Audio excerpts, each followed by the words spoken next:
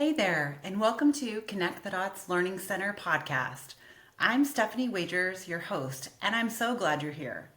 Whether you're a seasoned therapist, clinic owner, or just starting out, this podcast is your go to spot for insights, tips, and stories that'll help you connect the dots in your practice.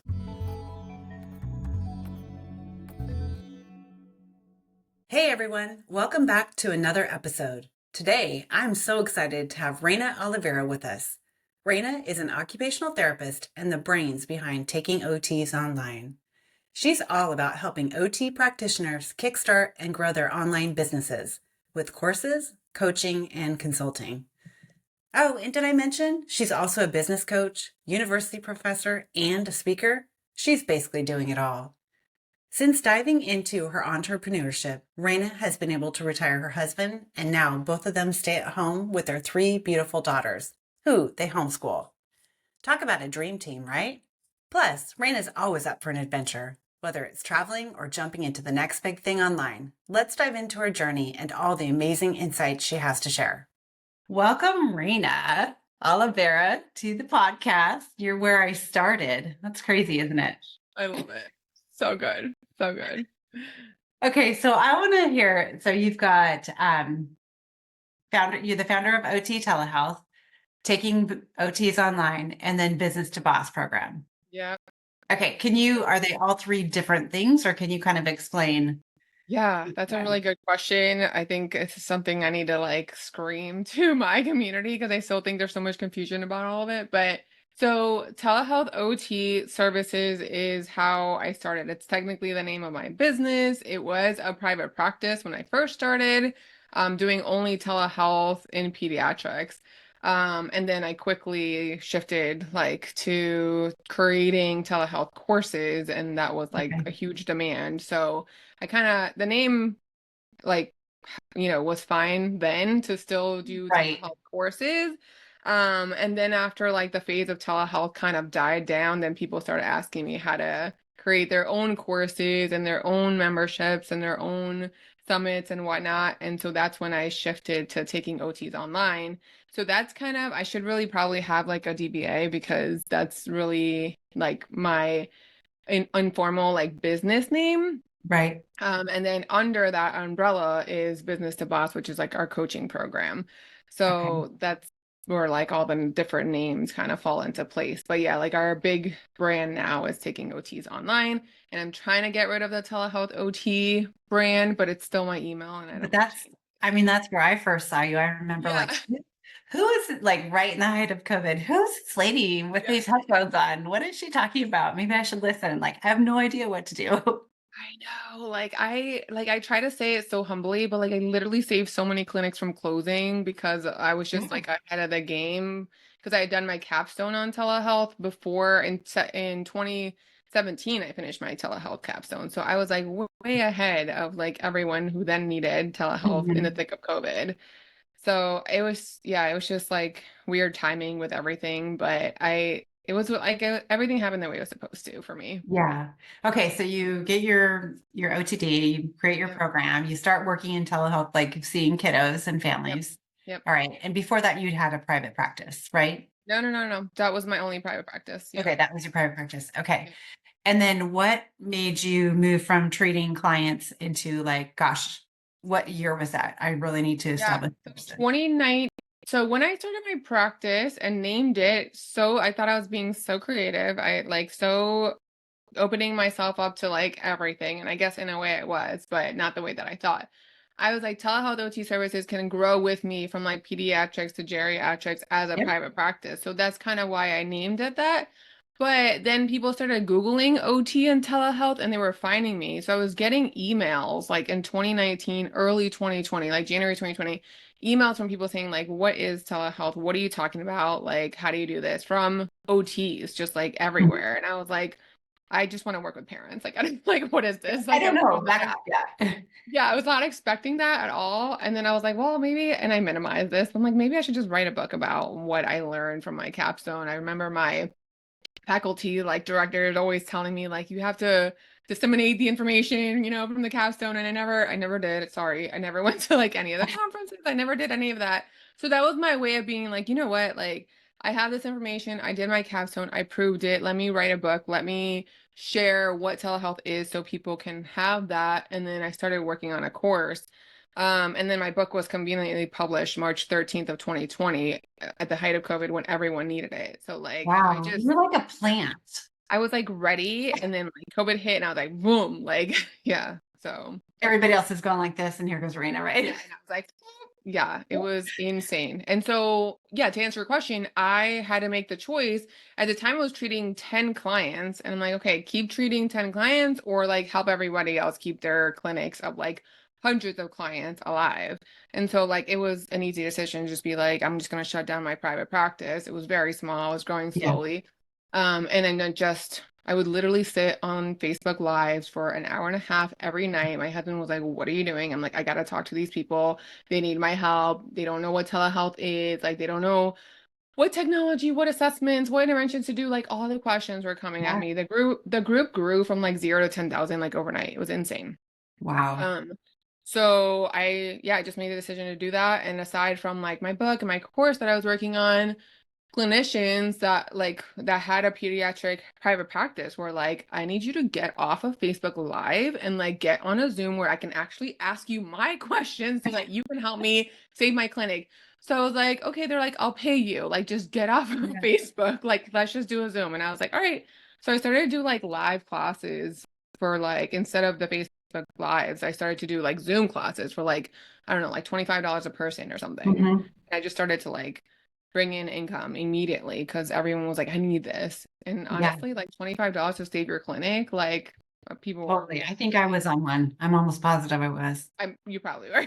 Yeah. You probably were. I'm like, I had a lot of people on those and people buying the recordings for a while. yeah. So it was just insane the way that just like took off for me. So you went from like doing that to having to create your course, but did you have help with creating your course? Like, how did you learn the information? Where did you Yeah, start so with that? January 2020, I was looking for a business coach. I went through like 10 calls with different people that were trying to like get me to do group programs, and I had no idea like what that meant, what that was. I was like, Okay. just want to grow my telehealth practice. I have no idea what you're talking about. Like, can you help me? Yes or no? Went through like a bunch of people until I came across my first business coach who is a physical therapist who was great at growing clinics or like private practice, like any type of private practice, and he knew other ways of making money online. And I was like, okay, so he kind of like introduced me to the world of like create courses, become an affiliate marketer for like any companies that you're already promoting online for Right. free. And so that led to my first like consulting gig with an EMR that I was already pushing and that I still technically am an affiliate for. That led to me creating a business program, modeling after his program to teach people how to start telehealth practices. And that led to just like my brain rolling with ideas of like other Yeah. online products to create. Yeah. Did you ever get overwhelmed in the process? Because you really went from like 0 to 100, right? I totally went from 0 to 100. I think like I thrive in like action and achieving. And so like I was just like in go mode. Like Mhm. I'm sure I was overwhelmed, but I don't even remember half of it. Cause like I was just like, what's next? What's next? What's Yeah. next? Yeah. Like, yeah, it was Yeah. just You go. and I have talked about that before where we don't look back and like celebrate our achievements. It's like, yep, done. What's next? Climb the mountain, climb the mountain. Yeah, I'm such an achiever. I don't stop to celebrate. It's so bad. Like my coaches talk about like, oh, like put, what reward are you gonna work towards? I'm like, that doesn't work for me. Like Yeah. if I want something, I'm gonna get it and I'm gonna continue to achieve stuff no matter if I get the reward or not. Like it doesn't Right. matter. Right. So you have three girls, I have three young, little girls. and at the time they were very young. Yeah, So at the how did that time, work? yeah, good question. At the time, so 2020, I had two little girls. My business, like my clinic was really like driven by the fact that I had lost my job. I had the idea already, but like what really pushed me to like start my business, my private practice, was that I had lost my job due to FMLA running out with a very complicated pregnancy with my second daughter. Okay. So I lost, like they were offering me a $10 an hour job at the hospital. like instead of my OT position so that I could like sit because I was on lifting restrictions, etc. So I Okay. was like, okay, this is not working. Yeah, I can't do that. Yeah, so I was like, I'm just gonna focus on my business. And that looked like, getting my mother-in-law to help, doing things during nap time, staying up after hours, waking up before them, like just kind of trying to do things whenever I could. Mhm. My oldest at the time was going to daycare, but then I also realized that like I was home with the baby, so then I pulled her out too. But I remember like when I was looking for a business coach, my mother-in-law would watch the kids for like, however long she was there, and then I'd be in the office like making phone calls and like I'd come out and be like, that's not the one. Like she already Yeah. like knew the story. So I did have help. My husband was working and I just kind of squeezed it in like whenever I could just during naps and after hours and stuff like that. Did you have Uh, naysayers or no? did I have Like, naysayers yeah. about my family? Or just people that you were close with, like trying to be like, what are you doing?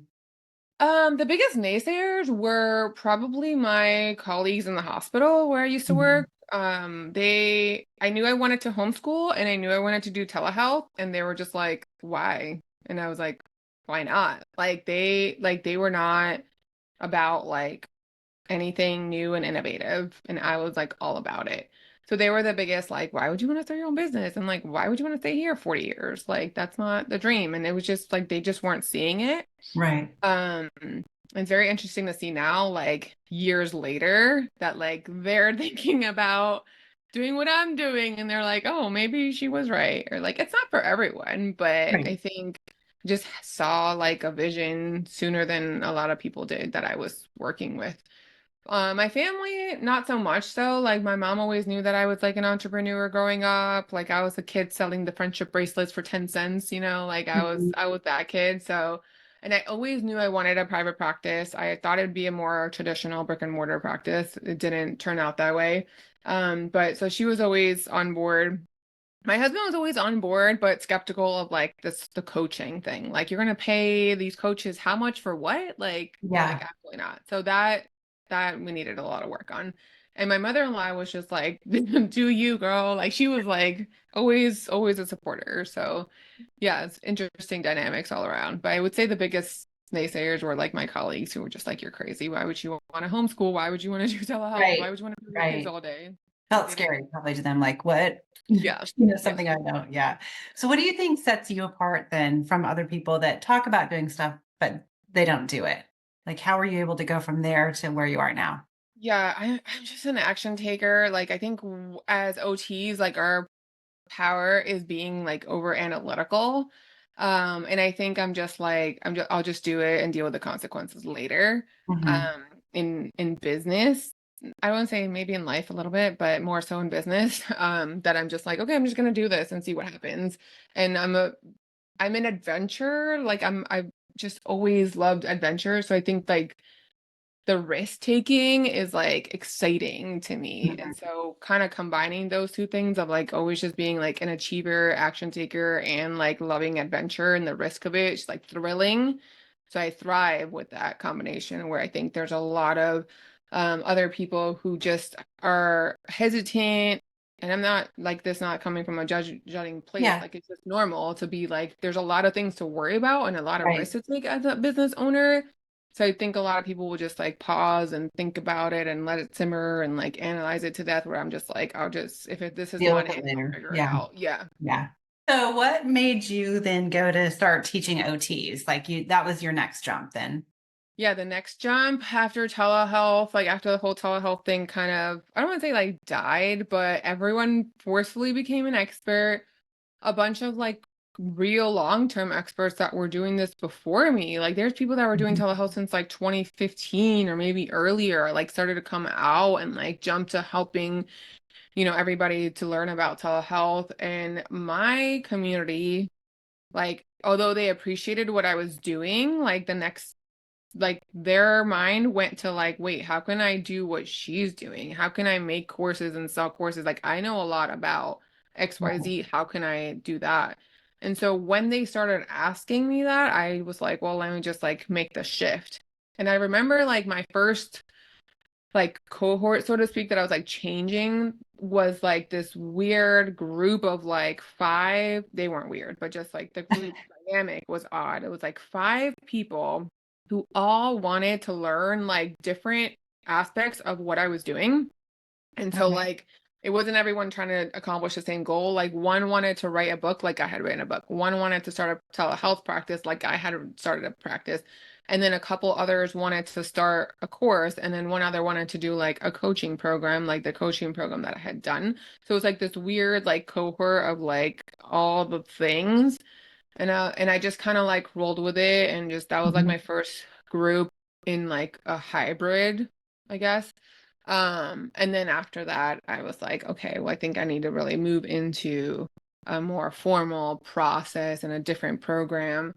I'd already like done well with like launching coaching programs, so I just created a new coaching program Mhm. on the process that I like had learned, and that launched that in like September 2021, and that's still a version 2.0 of that still running today, and that's the business to boss program.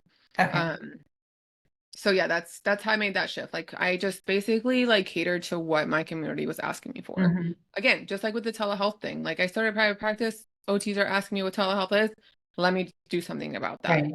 Right. Then OTs are asking me about how to do my courses, let me create something for that.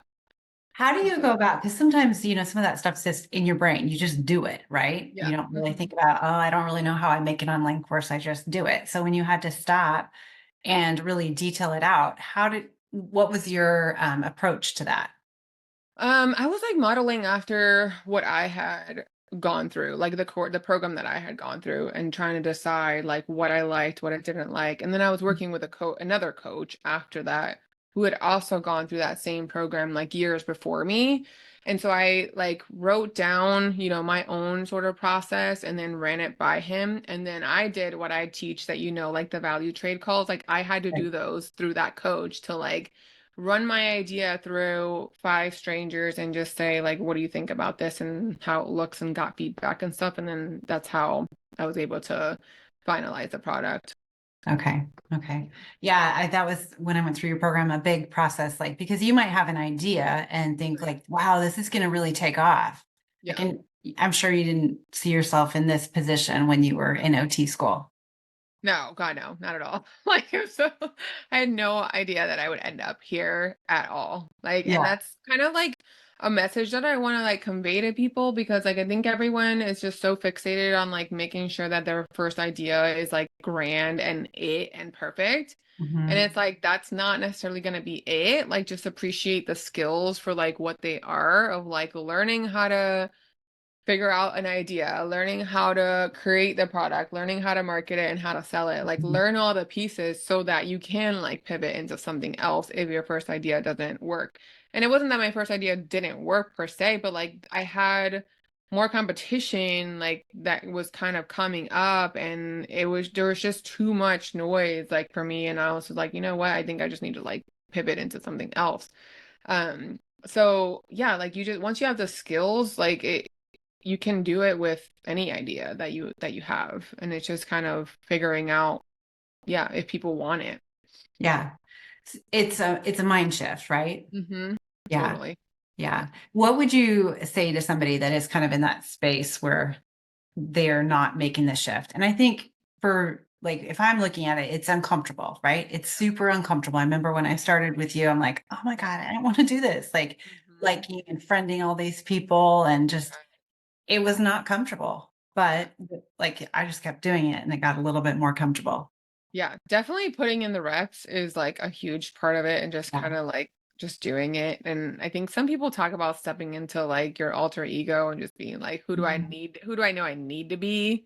That's not who I am, but it's like just kind of stepping into that when you're like putting yourself out there. Yeah. So I think like, if someone's introverted, just saying, okay, my alter ego is extroverted, gonna show up online the way I Yeah. need to, and then kind of retract and then go to sleep and rock. So there's that. I mean, I think yeah, I always talk about putting in the reps. It gets easier the more you do it.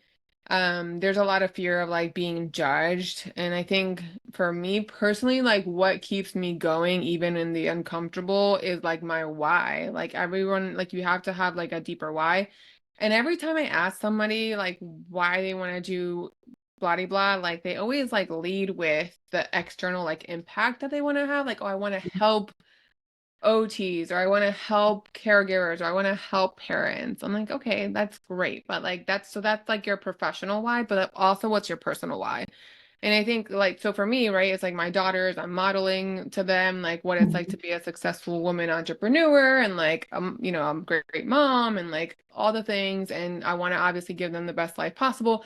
So like that my personal why is gonna like really push me forward in the times where I'm like and just stuck or like overwhelmed or don't want to do it or burnt out or whatever. Like I can go back and be like, okay, what's really keeping me doing this? And then having the passion for whatever it is that you want to do. Like my professional why is like just I can go on this soapbox of like there's so many idiots online making money, but we have so much to give as OTs that Yeah. like I want to see more of us stand up and share our knowledge and get paid for it. And so like Mhm. just having like really solid whys professionally and personally to Mhm. keep you moving forward even when you don't want to do something. Do you think that it's kind of a characteristic of OTs that we don't think we have, we don't want to put ourselves out there or? I'm like, yes. I've thought, like, if I'm being honest, like, I've thought so many times, like, do I need to find like a new market who's less risk averse, who's less like Yeah. fearful? Because I feel like, yeah, it is a characteristic of a lot of OTs to like not want to put themselves out there. They want to have the impact, but they don't necessarily. I've had people literally tell me, like, I want to get my stuff out there, but I don't want to market it. I don't want to do it. I want somebody else to market it for me. I'm Mhm. like, Do you think okay. it's a fear of like asking for money? Like, I just want to give, give, give and don't feel like I need to ask for money back? Or what do you Yeah, think? I think there's definitely a mindset component of like we're helping professionals and we shouldn't be Mhm. charging, which Yeah. obviously I think that's just like that not true. I mean, why is it that a hospital can make, however much they make and Right. profit, like a for-profit hospital make a crap ton of money with all the helping professionals in that building, but like we can't make the money directly. So like, yes, I do. I think that there's definitely a component of that. A lot of also what I hear too is the fear of like family or other professionals judging them Mm. for the information. So like Mm. you may have a view about like your thing is like the parents, right? Like bringing in Mhm. parents into the clinic while somebody else maybe has a view of like, no, let that be their respite time. I don't know, like an opposing Right. view and Yep. just being judged for putting your view out there and standing Right. strong on your view. There's a lot of like I hear that a lot. Like I don't want my colleagues to judge me for like the information that I'm putting out there. Mhm. I'm like, I don't know. Do you feel like you grew a thicker skin? Oh yeah, for sure. I get haters on the internet all the time. What do you do with it? What did you used to do with that? And what do you do with it now? And how Uh, did you uh, evolve? I probably shed some tears over that before, definitely.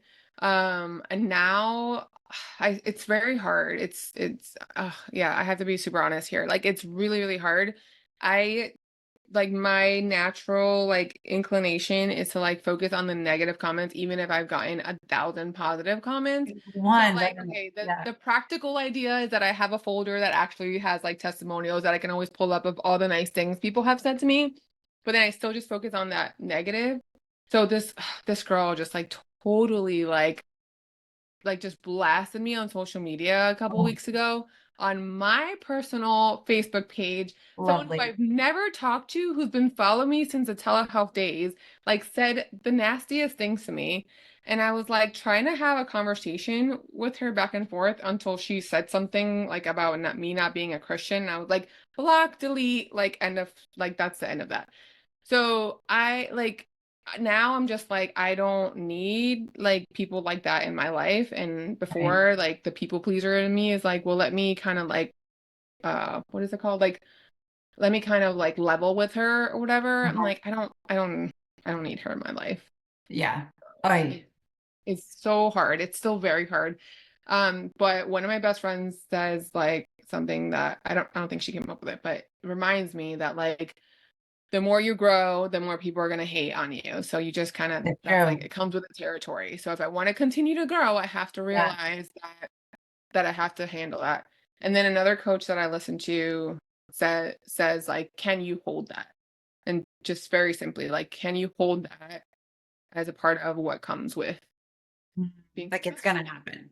It's gonna happen. Like, can you hold it? Are you like strong enough to just like to receive that? And it's No, like all the time, really, like at the end of the day, it's a reflection of like what that person is going through. And I think just like exactly. remembering that, I had a really, really big, massive like refund request. So like when I first started the business to boss program. Oh my God. And I was like so torn up about it. This girl like made my program at the time was $5,000. She made 8,000 in her time that she was with us. So she more than made the return on investment, which isn't even a promise. Like we're teaching a Right. skill and like want you to carry that skill. And if you make money, awesome. Like she more than made her return on investment. Asked for a refund. I try to like meet her halfway because she had consumed everything, had all the success, and then she ended up doing a chargeback anyway. And I wasn't doing well financially in my business. I didn't have a savings, didn't have a, like, learned so many lessons from that. And at the end of the day, like, I just realized that like it was whatever she was going through that she like needed the money. And the easiest way to do it was to get it back from me by doing a chargeback.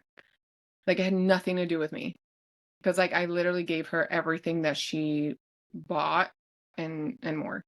Mhm. So I'm That's like, right. I can't take that stuff like personally. It's very hard, but yeah, just kind of thinking about that it's whatever's going on with them and it has nothing to do with you most of the time. Like I'm not Yeah. trying to play like I'm perfect and innocent. Like there's always room for improvement, but in that situation, like it didn't have to do with me.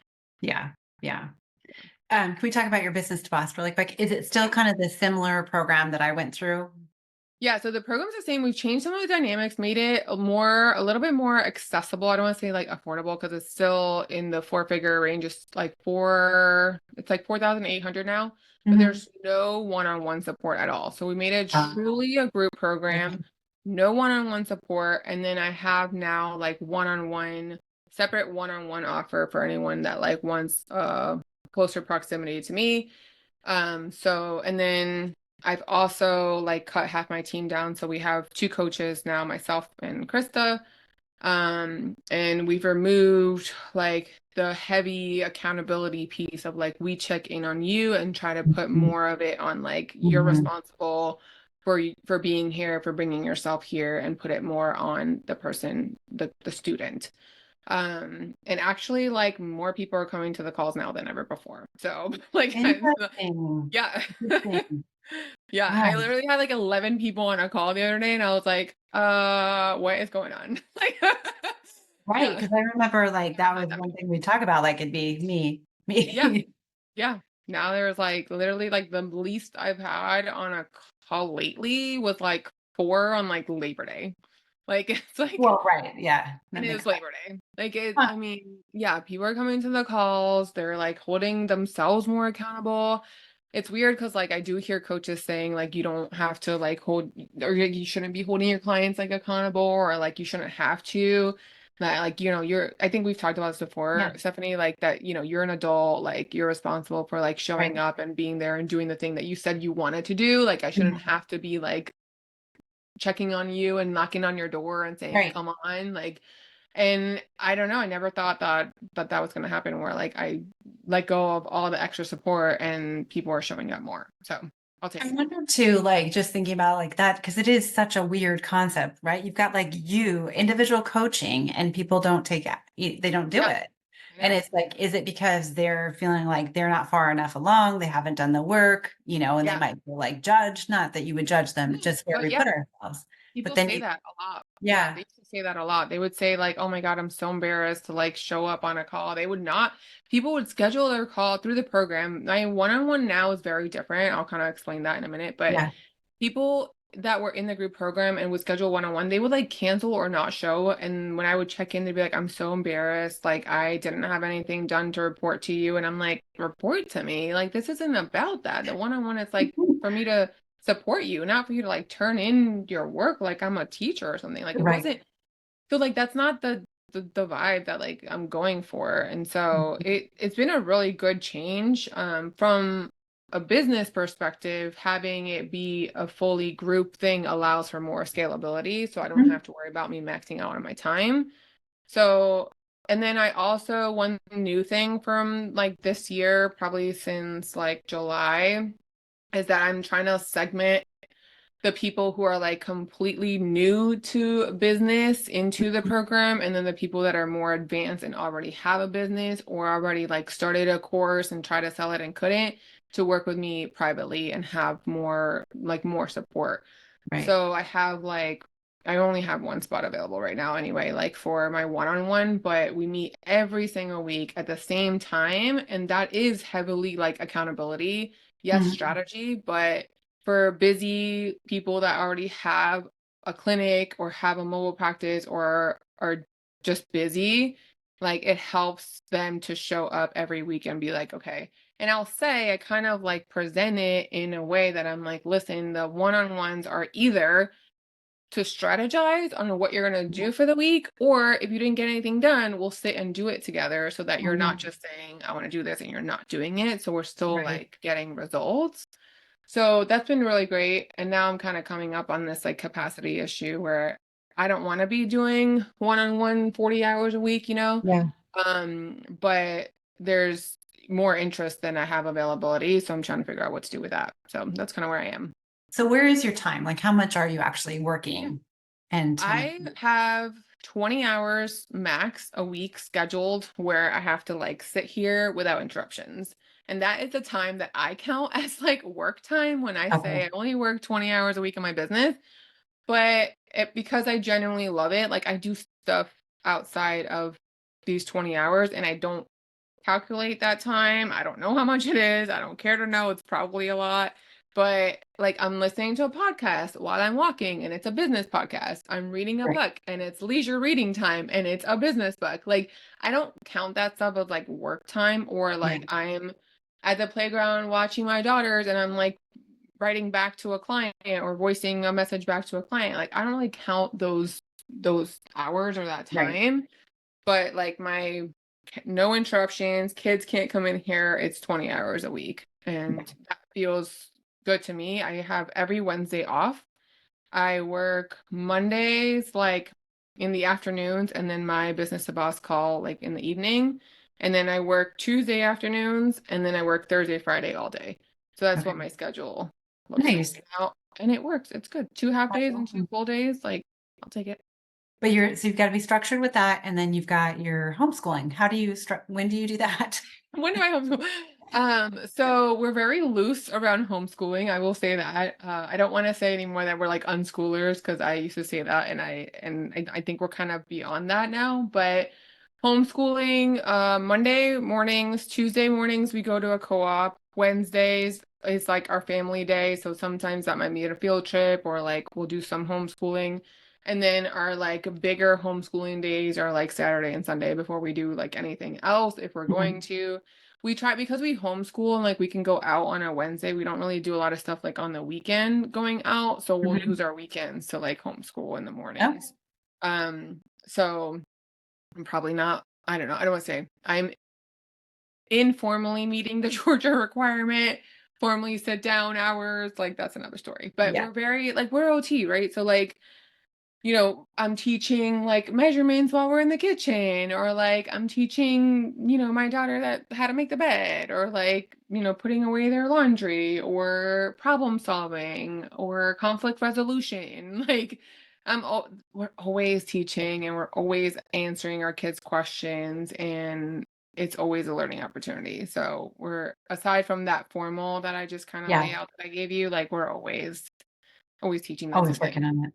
How long do you want to homeschool? Probably forever. Yeah. Yeah.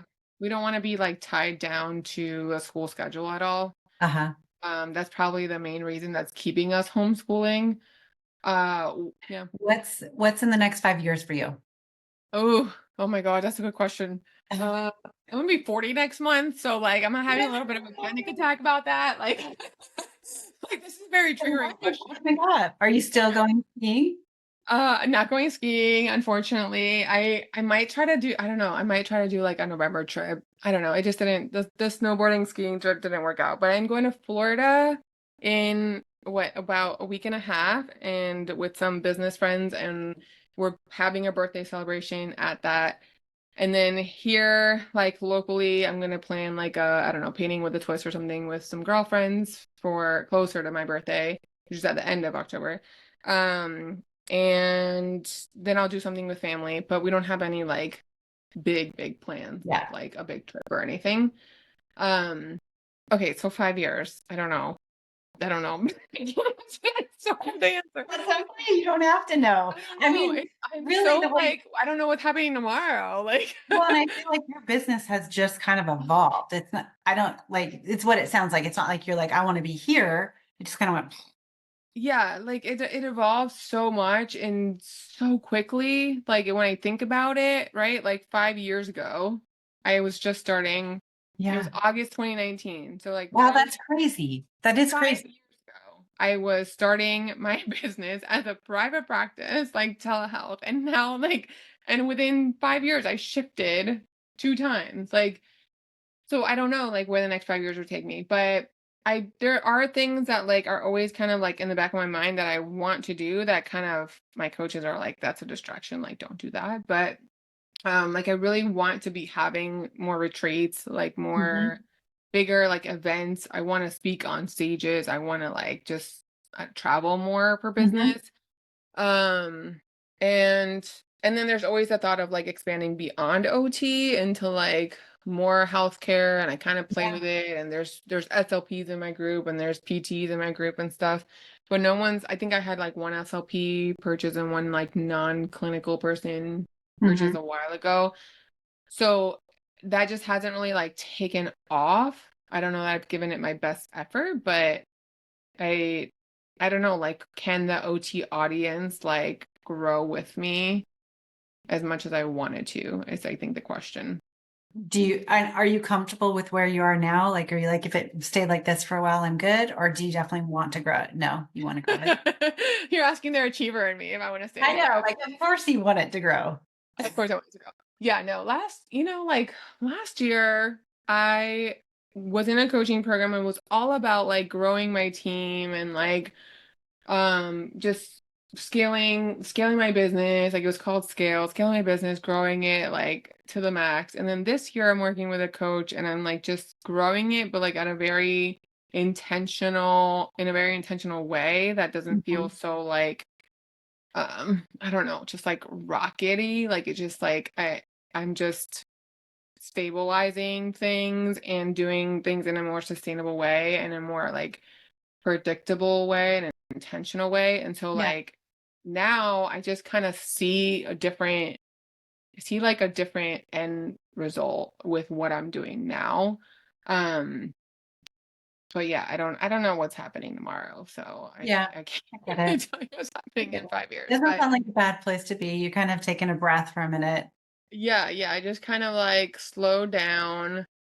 Like July was a pivotal moment for me. Like I mean, I ended up letting go of our setter, like which was something that I probably should have done a while ago. Like it was just there's so much learning to be Yeah. had. Like Yeah. through all of this, there's like Right. never stop It learning. never stops. It It never never stops. stops. Like I feel like I have so much more to learn. And so yeah, like the possibilities are endless. But I think the next immediate thing for me that I want to achieve is to have like a mastermind that has a retreat Mhm. um that I can continue on like year after year, and it'd be like a really long-term thing Yeah. with the people that are more advanced. Um, but like that's me, and my coach is like, nope, grow your business to boss program. And I'm like, all right, like I'm just gonna listen to what she says. So I don't know. I just don't know where I'm gonna With be. the idea that you'll get more of an audience and then they could go with you later, or Um, I don't know. I think she just feels like that's more scalable. mm, Um, and easier to deliver on mhm. than a mastermind is.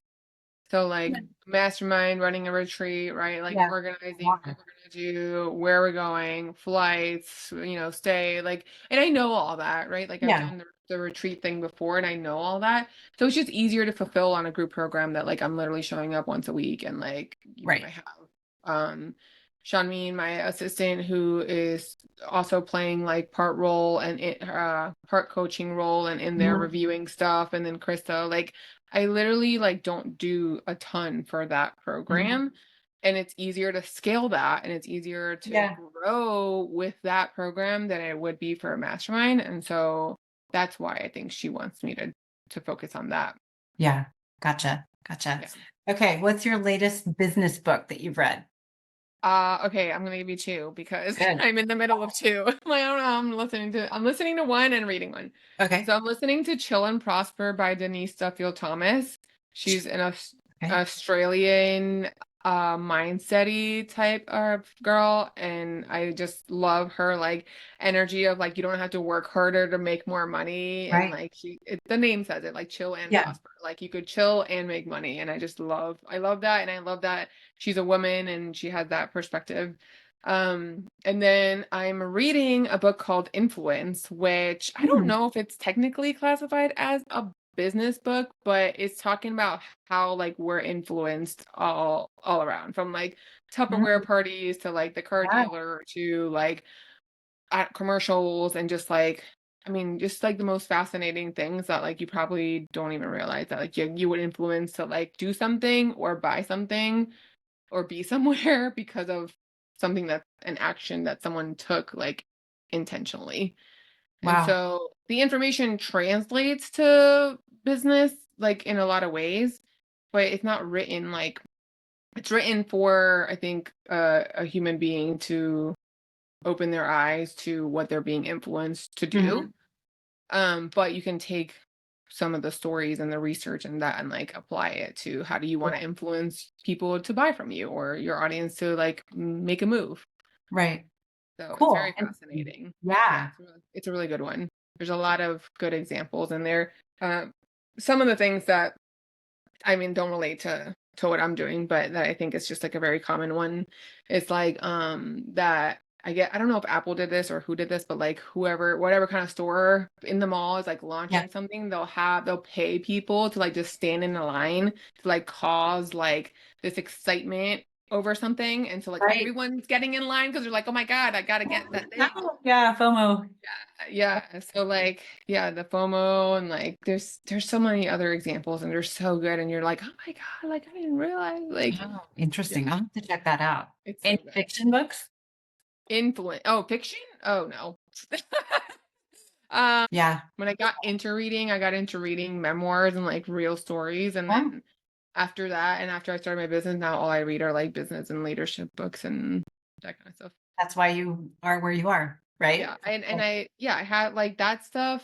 Like it's fun for me, and like I'm listening to Chill and Prosper, and like an email idea is coming into my head, and I can like bust out an email while I'm walking and like send it out and have content because I'm like living and breathing this stuff. And Yeah. it Is that where comes your thoughts come to you when you walk?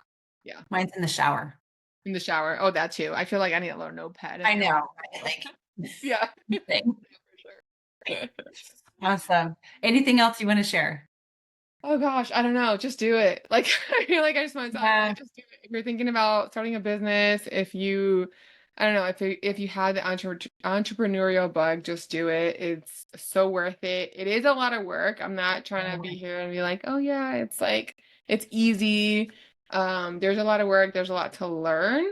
But for me personally, it pays off to not have to request for time off for an appointment, now I have to request time off for vacation. Now I have to report to anyone or deal with productivity standards or like all that stuff. And I'll take all the entrepreneurship, like hard work over any of that. Like Yeah. there's no going back. Last question. What would you tell your younger self when you were just starting now with the knowledge you have? Like how much younger? Like kid or college? High school? Whatever hits you. Hmm. I would probably tell myself to be more like open-minded and flexible is what I tell myself, because like I was tunnel vision from when I was little that I was going to be a pediatrician. And from when I was 3, like, you can ask my mom, Wow. that's all I ever wanted to do. Wow. And you just don't know where life is gonna take you, and, No. like, you have a plan and God laughs, like, you just don't know, like, where No. life is gonna take you. And so I would probably just tell myself to just be more flexible of, like, what the future holds. Awesome. Well, I would highly recommend you and your program. It was amazing. Thank It was you. amazing. Because I came out and I was like, I want to make this a program, but I don't even know where to start. And you were just like kind of Boom, boom, a boom. God Yeah. moment for me too. Got out of school and then I saw your ad and like your email was like every question that was in my head. I'm like, yes, yes, yes. Yes. I love So I it. Thank you appreciate so much. you You were an awesome student. I always like to talk about like what makes a student a good student. I'm like, show up, ask all the questions, and you then being an deliver. action taker. I'm a Yeah. doer too. Like, So yeah, good. just do So it. Just do good. it. Just do All it. right. Thank you so much for being here. So good to see you. So good to see you too.